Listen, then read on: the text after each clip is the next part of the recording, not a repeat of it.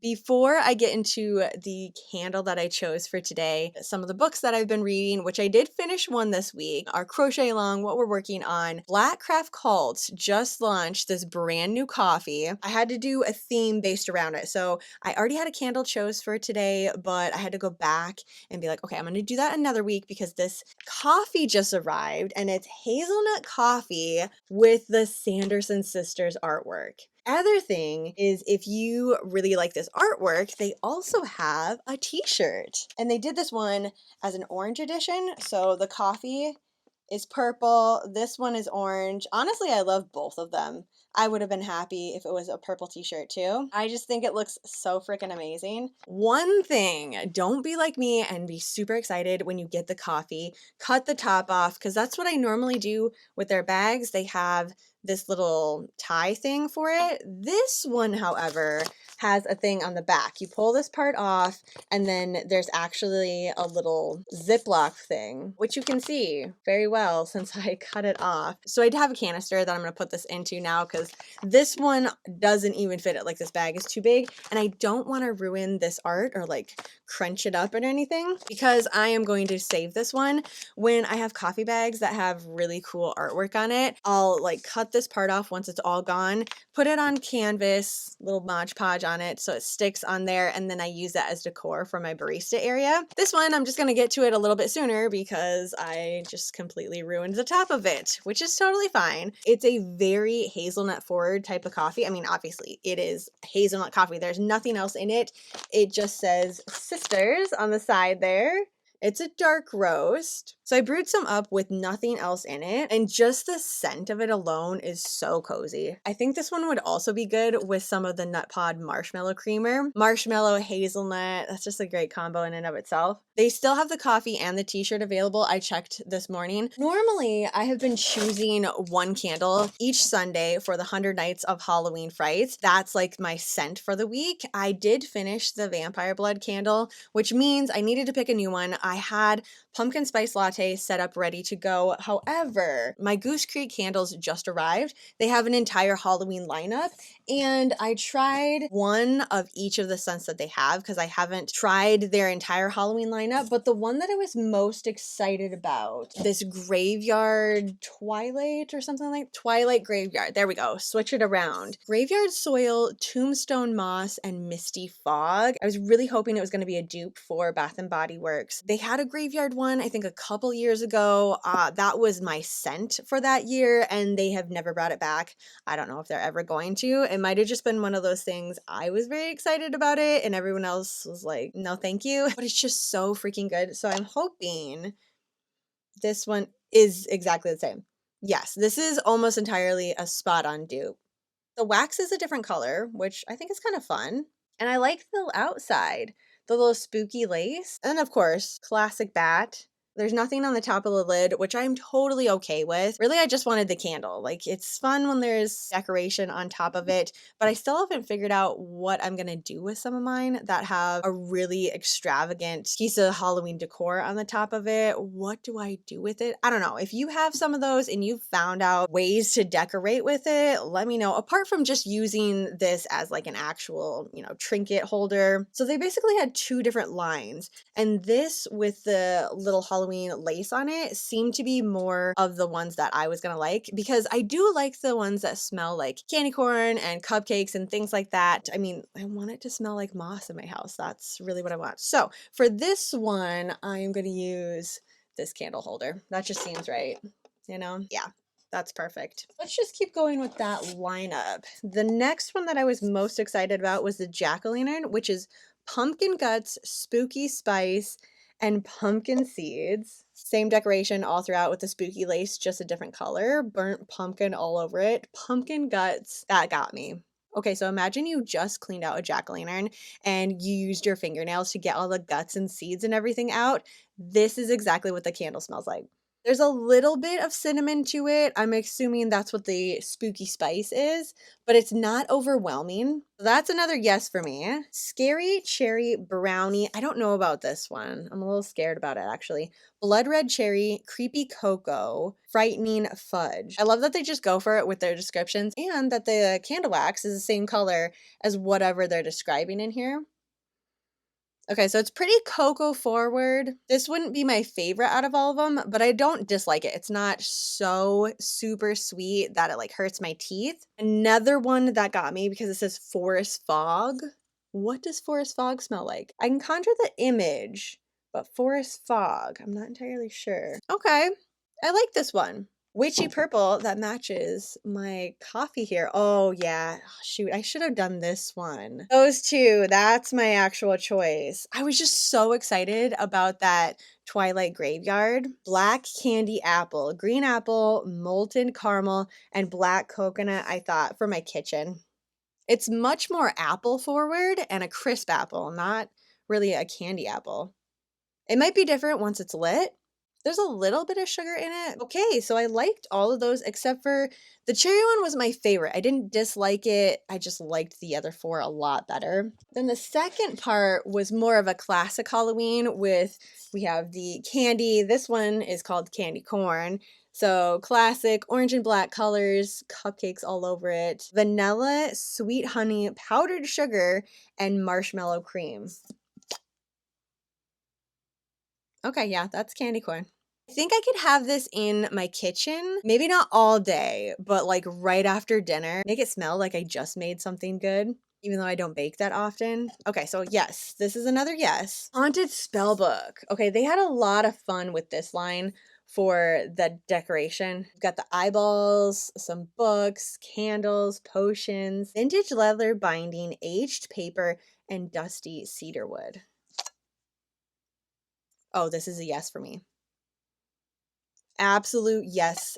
100% through and through. This one smells like a cozy bookstore. Maybe it's like a book and yarn store combined together. Giant overstuffed chairs. And it would have been good with my coffee just for the color alone. Halloween bonfire. Bonfire smoke, bone chilling birch, and Palo Santo.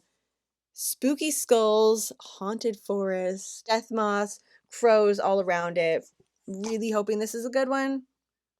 Oh, wow.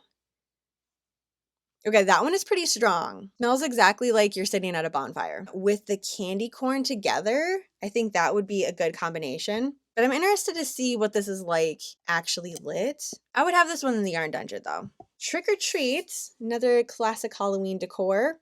Caramel apple, pumpkin spiced graham crackers, and marshmallows.